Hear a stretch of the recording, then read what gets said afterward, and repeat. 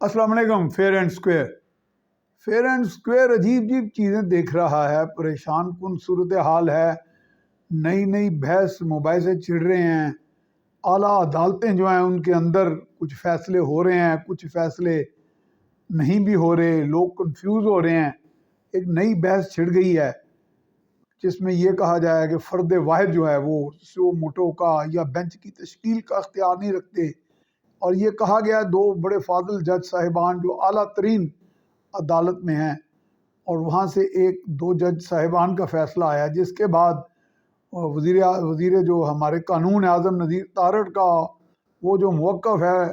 اس کی اور پاکستان مسلم لیگ نون کے موقف کی تائید سی ہو جاتی ہے۔ مکمل تائید ہوتی ہے یا نہیں ہوتی یہ تو مسئلہ انٹرپریٹیشن پہ ہے، لیکن وہ بھی اعظم نذیر تارڑ کہتے رہے کہ یہ 4-3 کا فیصلہ ہے۔ تو اب زیادہ تر ابھی میں تھوڑی دیر پہلے سن رہا تھا ٹیلی ویژن پر، تو پاکستان بار کونسل کے ایک ایگزیکٹو کمیٹی کے غالباً چیئرمین تھے، وہ کہہ رہے تھے کہ جی یہ انٹرپریٹیشن تو اس کی یہی بنتی ہے کہ یہ 4-3 کا فیصلہ ہے۔ تو کہ 4-3 کا فیصلہ ہے تو وہ جو فیصلہ جس کے تحت سپریم کورٹ کی طرف سے حکم دیا گیا کہ صدر جو ہے پنجاب اسمبلی کے الیکشن کرانے کے لیے تاریخ کا تعین کریں، تو وہ تو پھر کل عدم ہو گیا۔ اب کل عدم کرنا تو پھر عدالتوں نے ہی ہے، لیکن یہ سوال پیدا ہوتا ہے کہ کیا عدالتیں کسی سسٹم کے تحت چلتی ہیں، یا وہاں پہ اگر کوئی جمود ہے تو کچھ چیزیں ماضی سے 70-75 سال سے چل رہی ہیں تو کیا ان میں تبدیلی نہیں ہو سکتی؟ کیا عدالتیں کیس لاء نہیں بناتی؟ کیا عدالتوں کے بہت سے فیصلے جو ہیں وہ اتھارٹی نہیں بن جاتے؟ اور پارلیمنٹ جو سپریم ترین ادارہ ہے ملک کا، پارلیمنٹ کو دیکھیں، میں جب پارلیمنٹ کو سپریم ترین ادارہ کہتا ہوں اس سے مراد ہے کہ عوام سپریم ترین ہے۔ پارلیمنٹ کا لفظ کہتے ہوئے بعض اوقات ہمیں کچھ لوگ جو دیگر اداروں سے ہیں وہ تھوڑا غصہ بھی کھا جاتے ہیں، اور وہ کہتے ہیں جی پارلیمنٹ کی بالادستی سے کیا مطلب، ہم کیوں نہ بالادست ہوں۔ تو یہی اصل جڑ ہے خرابی کی کہ ہمارے ہاں یہ ڈیبیٹ آج تک سیٹل نہیں ہوئی کسی رخ کہ جس میں یہ سمجھا جائے کہ جو بھی بڑے عہدیدار ہیں، چاہے وہ باوردی ہیں یا بغیر وردی کے ہیں، یا ان کے پاس کالا کوٹ ہے یا دیگر ان کے پاس اختیارات ہیں، فیصلے کا قوت ہے، کہ وہ سب لوگ جو ہیں وہ عوام کے آگے جواب دہ ہیں۔ ہوتے تو نہیں ہیں عملاً ہمارے لوگ، کیونکہ ہمارے ہاں جو سب سے خوبصورت ٹرینڈ رہا ہے، سب سے مزیدار چیز،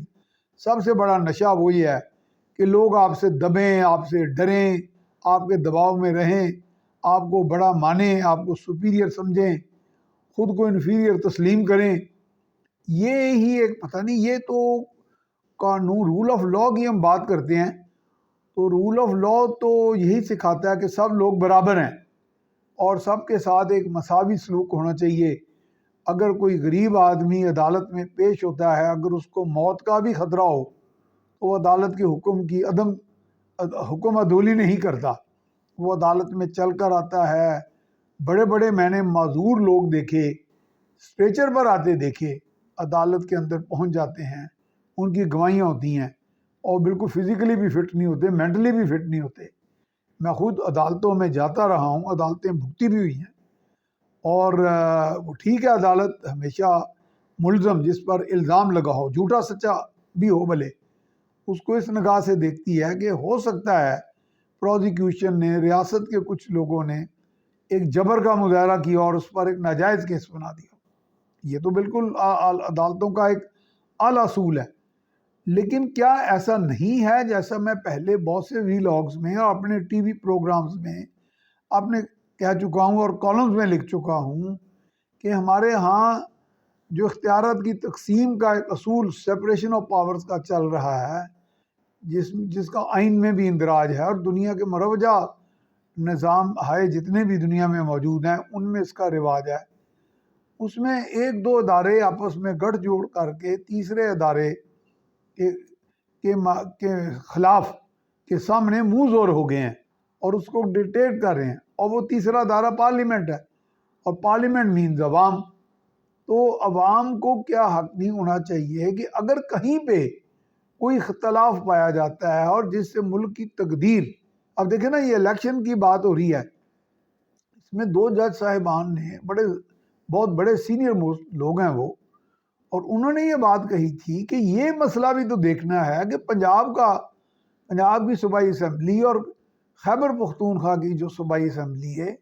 اس کو کیا کسی فرد اس کی تحلیل کی بنیادی اسباب کیا تھے، وہ کس حد تک جائز تھا قانوناً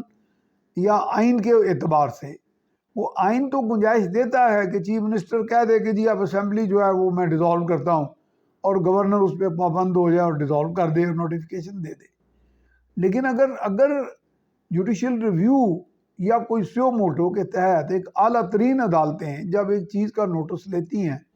تو اب عدالت نے نہیں کہا، ایک آبزرویشن دی کہ جی تمام پارٹیز خاص طور پہ جو بڑے سٹیک ہولڈر ہیں پی ٹی آئی اور نون لیگ، وہ یہ آگے کمٹمنٹ دیں عدالت میں کہ امن کے ساتھ انتخابات ہوں گے۔ تو یہ جب بات یہ ہے کہ امن اور غدر کی سی صورتحال ہے، معاشرے میں انتشار ہے، نفرتیں ہیں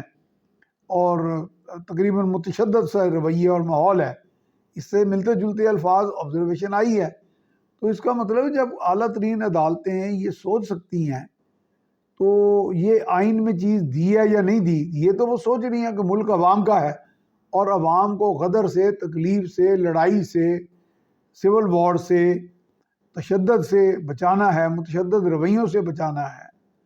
تو پھر یہ بھی سوچا جا سکتا ہے کہ کہیں نہ کہیں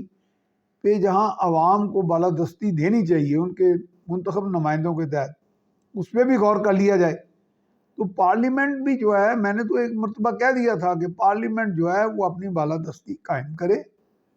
بھلے اس میں بھی 4-5 وزیر اعظم لٹک بھی جائیں تو کوئی بات نہیں، کیونکہ لوگ اب کہتے ہیں کہ جی مسائل کب حل ہوں گے۔ میں نے کہا جرت کر کے ذوالفقار علی بھٹو کی طرح فیس کریں میوزک کو، یہ نہیں کہ میں مارا جاؤں گا، میں باہر نکلوں گا، ہائی کورٹ میں مارا جاؤں گا، سیشن کورٹ کے لان میں مارا جاؤں گا، برآمدے میں مارا جاؤں گا، یہ باتیں نہیں ہیں۔ وہ دیکھیں مارنے والے سے بچانے والا بہت طاقتور ہے۔ یہ تو مجھے لگتا ہے کہ عمران خان کو اللہ پہ بھروسہ ہی نہیں ہے کہ وہ بچائے گا،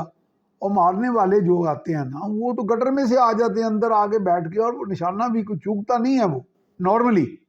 کبھی چوک جائے تو وہ علیحدہ بات ہے، مینوں نہ پڑھ لینا نہیں غلط ہو، لیکن وہ اس طرح نہیں ہواؤں میں فائر کرنا یا ایسے دہشت پھیلانی، یہ نہیں ہوتا۔ وہ ایسے واقعات ہوئے ہیں، بے نظیر صاحب بھٹو شہید کی جو شہادت تھی وہ ہوئی ماضی میں بھی۔ کینیڈی، جان ایف کینیڈی چلا گیا، کیا انہوں نے موقع دیا؟ اگر وہ پورا کا پورا نہیں بھی مارتے پڑپڑی پہ یا کن پٹی پہ فائر کر کے، دل پہ فائر کر کے، پھر بھی وہ اس حد تک زخمی کر دیتے ہیں کہ بندہ مفلوج ہو جاتا ہے، تو وہ موت سے بھی بدتر ہوتا ہے۔ تو مارنے والے جو ہائرڈ اسیسنز ہوتے ہیں وہ اس طرح کی مزاحیہ قسم کے فائرنگ نہیں کرتے، یہ مزاحیہ فائرنگ ہے۔ خدا کے لیے ان باتوں کو سمجھنا ضروری ہے۔ پاپولیرٹی کی ویو اور سحر ہے، وہ اس کو مانیں، میں سمجھتا ہوں پاپولر لیڈر کو بھگوان مانیں، کوئی حرج نہیں ہے، لیکن چیزوں کو سمجھنے میں بھی کوئی حرج نہیں ہے۔ تو چیزوں کو سمجھیں، یہ چیزیں خراب ہو رہی ہیں، لوگوں میں ایک ایسی روش پیدا ہو رہی ہے کہ جب ریاست کسی ملزم کو پکڑنے جائے، ملزم سچا ہے جھوٹا ہے وہ بحث نہیں میں کر رہا، تو وہ آگے سے اس کا مقابلہ کیا جائے اور متشدد انداز میں کیا جائے، یہ تو پھر ایک دفعہ واقعی سارا کچھ ری رائٹ کرنا پڑ جائے گا۔ مجھے تو لگتا ہے پورے کا پورا نظام ہی لوگوں کی ری برتھ ہوگی، پولیس کی ری برتھ کریں گے، دوبارہ ان کو جنم لینا پڑے گا، پولیس افسران کو، ججز کو دوبارہ جنم لینا پڑے گا، جرنیلوں کو دوبارہ، رینجرز کو، ایف سی کو، سیاستدانوں کے نیچے جو چمچے کھڑچے ہیں جو مار کٹائی سے پرہیز نہیں کرتے اور معاشرے کو پورا متشدد بنا دیا ہے۔ یہ ساری چیزیں ہم نے دیکھنی ہے، پرکھنی ہے اور آگے بڑھنا ہے، تبھی ہماری اس میں سالمیت ہے اور نجات ہے۔ اور یہ بات میں بالکل واضح کر دوں کہ عمران خان کو 1,68,00,000 ووٹ ملے تھے، ممکن ہے اب اگر وہ 3 کروڑ ووٹ کاسٹ ہوتا ہے وہ 2 کروڑ لے جائیں، لیکن اس کا ہرگز مطلب نہیں کہ اگر باقی کوئی 50 لاکھ 60 لاکھ یا 1 کروڑ ووٹ بچتا ہے کاسٹ والا تو وہ سارے ہی ایک ہی لیڈر کو مانتے ہیں۔ تو جب معاشرے کو، سوسائٹی کو، ملک کو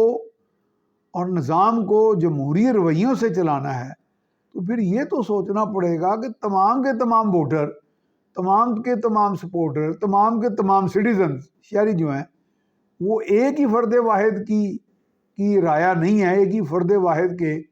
وہ پجاری نہیں ہے، ایک ہی فرد واحد کے وہ پیر یا بھگوان یا اتار نہیں مانتے، وہ اوروں کو بھی مانتے ہیں۔ تو جب اور لوگ ہیں دنیا میں، بڑوں میں بھی چھوٹوں میں بھی، تو پھر اوروں کو بھی اکوموڈیٹ کیا جائے، یہ مل جل کر آگے بڑھا جائے۔ اگر قوم کے ہم صحیح معنوں میں کمیٹڈ لیڈر ہیں قوم کے ساتھ، تو یہ جو غدر، یہ جو نفرتیں، یہ جو غصے، یہ جو تشدد آمیز رویے، یہ اونچ نیچ کا فرقہ، یہ تکبر، یہ نخوت، یہ کسی طور بھی قابل قبول نہیں۔ اچھا معاشرہ تشکیل پانے کی بجائے اب معاشرہ انتہائی برا ہو گیا ہے۔ تو اگر معاشرہ برا ہے تو نہ رہے گی معیشت، نہ رہے گی سیاست، نہ رہے گی ریاست، نہ رہے گی جمہوریت۔